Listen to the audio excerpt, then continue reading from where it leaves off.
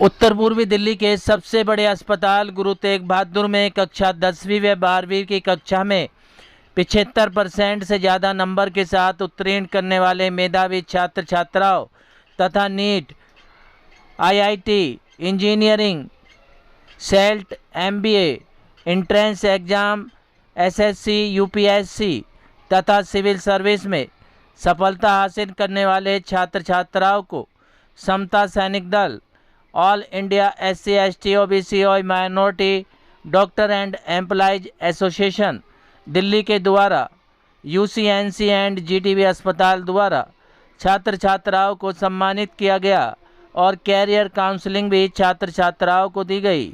भारत के अलग अलग हिस्सों से आए काउंसलर द्वारा बच्चों की काउंसलिंग की गई।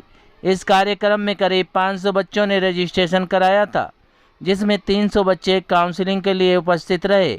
इस आयोजन में दिल्ली यूनिवर्सिटी सहित कई बैंकों के कैंप भी लगाए गए, जहां बच्चों को आसान तरीके से एजुकेशन लोन लेकर अपनी पढ़ाई पूरी करने के लिए समझाया भी गया।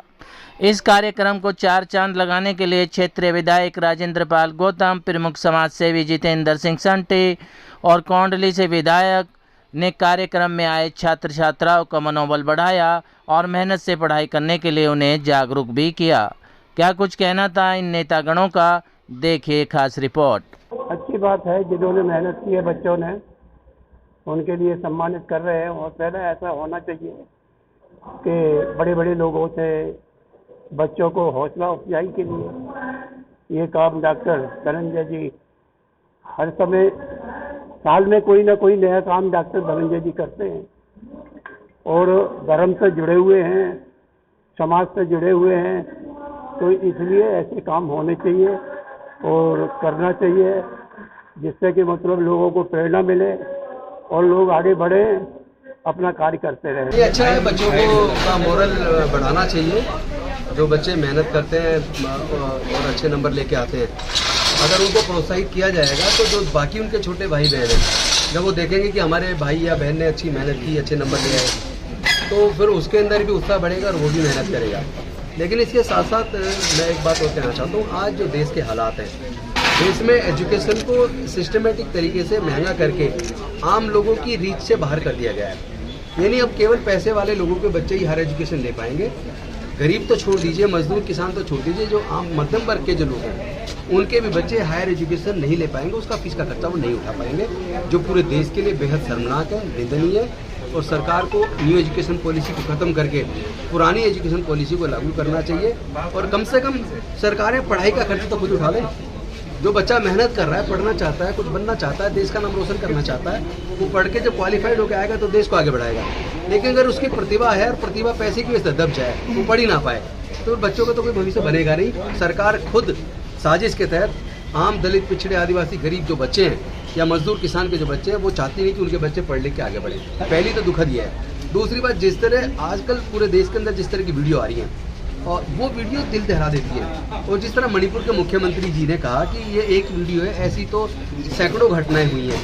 मैं पूछना चाहता हूँ, मुख्यमंत्री किस बात की तुम्हें शर्म नहीं आती? ये बात आप बोल रहे हो, आपको तो रिजाइन कर देना चाहिए। आपके बस की नहीं है सरकार चलाना, आप कानून व्यवस्था आप नहीं संभाल पा रहे, सरकार आप नहीं चला पा रहे। इतने दिन से वहाँ दंगे हो रहे हैं, आप चुप बैठे हुए हैं, आपके प्रधानमंत्री जी भी चुप है, सब लोग मतलब अपने नींद में ऐसे सोए हुए हैं धड़ मार के। ऐसे लोगों को डूब मरना चाहिए, लानत है, ऐसे लोगों को रिजाइन करना चाहिए। बात करें, देखिए ये आज SC, ST, OBC डॉक्टर की जो यूनियंस है, उन्होंने आज यहाँ पर ये कार्यक्रम आयोजित किया है उन बच्चों के लिए जिन्होंने कहीं ना कहीं अपनी गरीबी से ऊपर उठ के और ये साबित किया है कि मेहनत और संघर्ष के बल पे, उसके दम पर आप कुछ भी हासिल कर सकते हैं। और उन बच्चों ने हासिल किए हैं 100 में से 90 नंबर, उन्होंने हासिल किए हैं 100 में से 85 नंबर, उन्होंने हासिल किए 100 में से 98 नंबर। और आज जिन विषम परिस्थिति दलित समाज और ओबीसी समाज के लोग निकल के जाते हैं, उन्हें कहीं ना कहीं जातिवाद का दर्द झेलना पड़ता है। साथ साथ एक गरीबी की जिस प्रकाश से हम निकल के जाते हैं, गरीबी के उस दौर में ट्यूशन नहीं मिल पाते, अच्छे स्कूल नहीं मिल पाते, लेकिन उसके बाद भी वो अपनी मेहनत के दम पर यहाँ तक पहुँच पाते हैं। तो मैं उन सबको बधाई देता हूँ, शुभकामनाएं देता हूं और उनसे कहता हूं कि बाबा साहब के उस मंत्र को याद रखें, पे बैक टू सोसाइटी। आप समाज के कितने बड़े पायदान पे चले जाएं, आप कितनी बड़ी जॉब में चले जाएं, लेकिन अपने समाज के और बच्चों को आगे बढ़ाने में योगदान दें, उनको साथ लेकर उनका हाथ ऊपर खींचने का काम करें, ना कि नीचे गिराने का। और मैं सभी बच्चों को शुभकामनाएं देता हूं, वो देश की सेवा करेंगे, अलग अलग सर्विसेज में जाएंगे, देश की सेवा करेंगे, देश का नाम ऊंचा करेंगे, देश के समाज का नाम रोशन करेंगे। और इस संस्था को मैं बधाई देता हूं कि उन्होंने ऐसे मेधावी छात्रों को बाहर निकाला और समाज में बताने का काम किया कि इस समाज के अंदर भी बच्चों के अंदर बहुत काबिलियत है, उन्हें अपनी काबिलियत परफॉर्म करने का मौका मिलेगा तो बाबा साहब अम्बेडकर बन सकते हैं, उन्हें अपनी काबिलियत परफॉर्म करने का मौका मिलेगा तो साहब कांशीराम बन सकते हैं। और आज वो काबिलियत उनके अंदर है, वो दिखाने का काम कर रहे हैं। देखिए, मुझे सबसे बड़ी बात ये लगती है कि मैं दिल्ली के सरकारी स्कूल से पढ़ा हूँ, और जिस सरकारी स्कूल से पढ़ा, लेकिन जब मैं वहाँ पढ़ता था 2008 में मैंने 12वीं पास करी, 2006 में 10वीं पास करी, वहाँ वो माहौल नहीं था।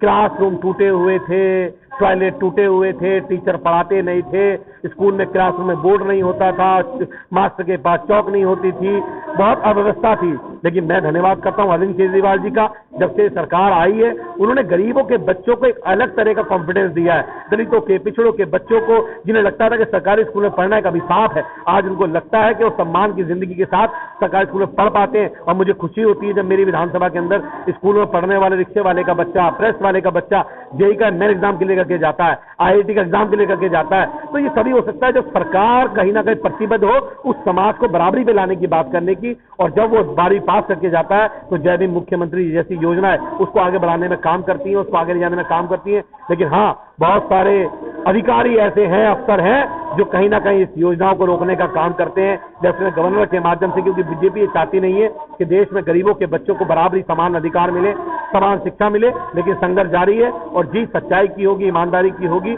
और शिक्षा की होगी। जातिवाद के नाम पे इनको कम अवार्ड दिया जा रहा है। इनकी जो दक्षता है, इनकी जो निपुणता है, इनकी जो कर्मठता है, उसको सबसे आगे रखा गया है। मुझे बहुत खुशी हुई है कि छोटे परिवार के भी, गरीब परिवार के भी, बैकवर्ड एरिया से भी, देश के कोने कोने से बच्चे यहाँ आए हैं। मैं समझता हूँ बहुत बड़ा प्रोत्साहन है और इससे बच्चों को आने वाले समय में और देश के लिए काम करने का मौका मिलेगा और ये समाज के लिए, मानवता के लिए काम करेंगे। मैं सबको बच्चों को यही शिक्षा दिया है कि किसी काम को जिंदगी में छोटा मत समझिए, छोटा सा काम आपको बहुत बड़ा बना देता है।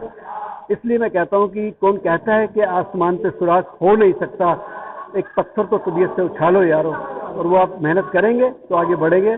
मैं बधाई देता हूँ आज के कार्यक्रम को। जिस समय में श्री राम जी हुए, रावण तभी हुए हैं। जब श्री कृष्ण हुए, कंस तभी हुए हैं। गुरु गोविंद सिंह जी हुए, औरंगजेब तभी हुए हैं। जहाँ अच्छे लोग हैं हमारे देश में, तो कुछ ऐसे लोग भी होते हैं जो समय समय पे दुष्टता करते हैं, समाज का नाम बदनाम करते हैं, मानवता का नाम बदनाम करते हैं। ऐसे लोगों को सजा मिलनी चाहिए बेचारा। इसलिए मैक्सिमम जो लोग हैं हमारे देश में भाईचारे वाले हैं, आपस में प्यार बनाए हुए हैं, आपस में रिश्ते बनाए हुए हैं, आपस में बिजनेस बनाए हुए हैं। सबने देख लिया कोविड में, जब रिश्तेदार काम नहीं आया, पड़ोसी काम आया, दोस्त काम आया, वो किसी भी कम्युनिटी का था, वहाँ कोई रिश्ता आड़े ही नहीं आया, बीच में धर्म आड़े नहीं आया। इसलिए तो मैं कहता हूँ ना कि मजहब नहीं सिखाता आपस में रखना, ये सच बात है। बिल्कुल हमें प्यार से काम करो। सबसे बड़ी बात है, जो अवार्ड लेने आए हैं बच्चे आज दूर दूर से, ये घर जाके कहीं नहीं कहेंगे वहाँ किस किस कम्युनिटी के लोग आए थे। ये कहेंगे कि हम अपनी मेहनत से एक अवार्ड लेके आए हैं और देश के लिए कुछ करेंगे आने में। क्या मैं बस यही कहना चाहती हूँ कि इसमें मेरी मम्मी की मेहनत है, वही मेरे लिए सब कुछ करती है और उन्हीं के लिए मैं ये सब करती हूँ। और भी लोगों के लिए क्या संदेश रहेगा? और भी लोगों के लिए मतलब ये कहना चाहती हूँ कि आप अपने परिवार वालों को देखें, वो क्या कर रहे हैं आपके लिए, आपको सफल बनाने के लिए। बस आप अपनी पढ़ाई पे ध्यान दें और हमें भी सफल रहें। क्या कुछ कहेंगे? आपको सम्मान मिला है, कितना मोटिवेट हुआ? बहुत ज़्यादा खुशी हुई है, इससे मैं बहुत ज़्यादा हो गया है। आगे क्या सोचा है, क्या करना है? डॉक्टर बनने को सोचा है। तो और लोगों के लिए क्या संदेश रहने वाला है?